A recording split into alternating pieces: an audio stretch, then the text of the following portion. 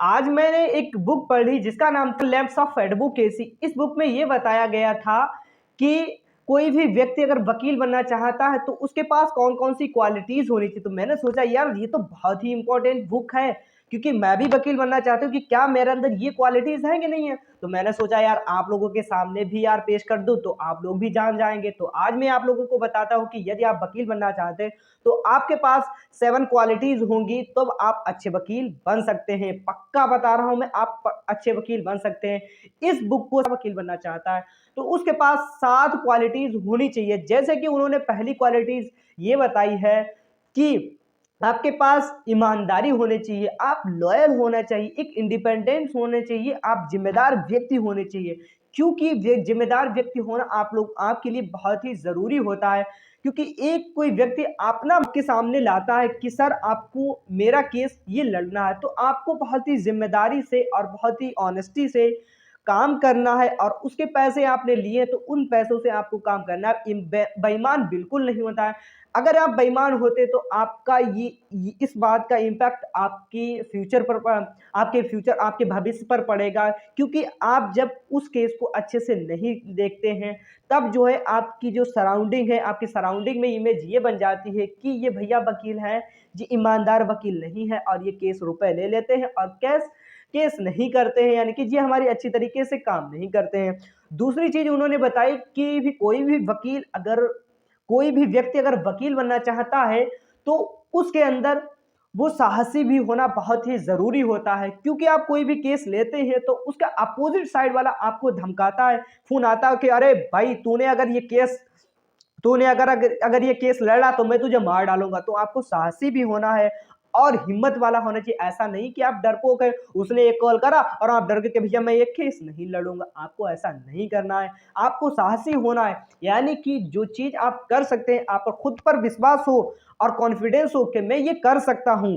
तो दूसरी बात उन्होंने बताई है कि आप किसी भी इंडस्ट्री में काम कर रहे हैं तो उसमें आपको अपडेट रहना है। अपडेट का मतलब ये है जैसे कि आपके यहाँ पे कोई भी रूल चल रहा है तो उस रूल में कोई चेंजेस होते हैं या कोई दूसरा रूल आता है तो इसकी जानकारी आपको जरूर होनी चाहिए। तो इसकी जानकारी आपको जरूर होनी चाहिए। यदि आपको इनकी जानकारी नहीं होती तो आपको कुछ प्रॉब्लम्स को फेस करना पड़ सकता है। जैसे कि जैसे आपके सामने जाते हैं और पता चलता है कि अरे यार ये तो रूल पहले था लेकिन अब ये रूल नहीं रह गया, तो आपको बहुत ही अपडेट होना भी बहुत ही जरूरी है। तो तीसरी चीज उन्होंने बताई है कि कोई भी व्यक्ति वकील बनना चाहता है तो उसके पास जो क्वालिटी हो तो आप सोने पे सुहागा हो सकती है। जैसे कि उसके बाद उसका जो है विट ह्यूमर होना चाहिए। विट ह्यूमर का मतलब होता है सभी लोग शांत बैठे होते हैं, एकदम चुपचाप बैठे होते हैं, सीरियसनेस होती है। आप दो शब्द ऐसे बोल देते हैं जो लोगों को हंसी आ जाती है, तो इसका इम्पैक्ट लोगों के दिल पे पड़ता है। आप किसी के समक्ष जाते तो आपको वो अच्छे तरीके से बात करता है कि बंदा खुले दिल का है यार, जो बोलता है वो मुंह पे बोलता है। तो इसका भी इम्पैक्ट आप पर बहुत अच्छी तरीके से पड़ता है। उन्होंने तीसरी बात बताई कि एलाक्वेंस होना चाहिए। एलाक्वेंस का मतलब होता है इन्फ्लुएंसी। आप कोई भी चीज इतनी अच्छी तरीके से प्रेजेंट करते हैं बिफोर जज, तो मतलब कोई भी व्यक्ति आपके सामने होता है तो वो आपके लफ्जों से पहले ही आपकी बात को समझ जाता है। तो ये आपका लेवल होना चाहिए, इतने अच्छे से आप बोलें। आप कोई भी भाषा में, चाहे हिंदी में, चाहे इंग्लिश में, चाहे अपनी रीजन कोई भी नेटिव लैंग्वेज में कोई भी बोले तो, लेकिन अच्छी लैंग्वेज में बोलेंगे तब आप पर बहुत ही ज्यादा इम्पैक्ट पड़ता है। आपकी इन्फ्लुएंसी बहुत ही अच्छी होनी चाहिए। दूसरी बात उन्होंने बताई है कि जो जजमेंट आपका बहुत अच्छा होना चाहिए।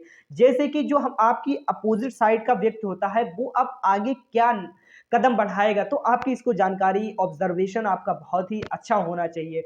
जैसे कि आप जो केस लड़ रहे हैं तो इस केस में आपको पता होने की जो हमारी अपोजिट साइड वाला व्यक्ति है वो अब क्या स्टेप लेगा, तो इसकी जानकारी होनी चाहिए। क्योंकि आप जो घटना होने वाली है उससे आप पहले ही अलर्ट हो जाते हैं, तो ये बहुत ही अच्छा इम्पैक्ट पड़ता है आपके फ्यूचर पर। उन्होंने तीसरी वजह बताई कि फ्रेंडशिप करना चाहिए। जैसे कि कभी कभार ऐसा होता है जो कोर्ट में बहुत अच्छी तरीके से बहस चलती है होती है और कभी कभार एक दूसरे वकील वकील एक दूसरे की थोड़ी सी इंसल्ट कर देते हैं। तो कुछ लोग होते हैं बहुत ज़्यादा ईगो में ले लेते हैं कि यार इसने मेरी जो है बेइज्जती किया, मैं भी इसकी बेइज्जती करूंगा, इसे जो है मतलब फाइनेंशियली इसे हानि पहुंचाऊंगा या मेंटली इसे हानि पहुंचाऊंगा। तो ऐसा आपको बिल्कुल नहीं करना है। क्योंकि आप इंसल्ट होते तो आपको उसे सब्र करना रहना है और अच्छे तरीके से दोस्त बन के रहना है, यानी कि जो अपोज़िट प्रोफ़ेशन वो अलग होता है, आपके जो व्यवहार होता है वो अलग होता है, ऐसा बिल्कुल नहीं करें क्योंकि आप सभी के साथ मिल के काम करते हैं, तब आप बहुत अच्छे तरीके से अच्छा वकील बन सकते हैं। तो उम्मीद करता भाई मैं भी आपका भाई हूँ, तो मैं प्रैक्टिस कर रहा हूँ, मैं इंटर्नशिप कर रहा हूँ, कोई भी प्रॉब्लम आपको हुआ करे तो यार हमसे पूछा करें, तो हम दूसरे से पूछ के आया करेंगे तो आपको बताएँ क्योंकि पूछने में कोई बुराई नहीं है। अगर मैं भी यार किसी से पूछता हूँ जाके कि भई मुझे ये चीज़ सर नहीं पता है, क्या सर आप मुझे बता सकते हैं? तो मैं लोगों से पूछता हूँ, आपको तो बहुत मैं आपको डायरेक्टली बता सकता हूँ, आप कमेंट में बता दिया करें सर मुझे ये प्रॉब्लम है तो मैं आप लोगों को बताने की कोशिश करूँगा। नहीं पता होगा तो मैं दूसरी तरीके से पूछ के बताऊँगा। और हमारा वीडियो आपको पसंद आया हो तो लाइक ज़रूर कर दें और सब्सक्राइब कर दें और बेल आइकन को दबाना बिल्कुल ना भूलें।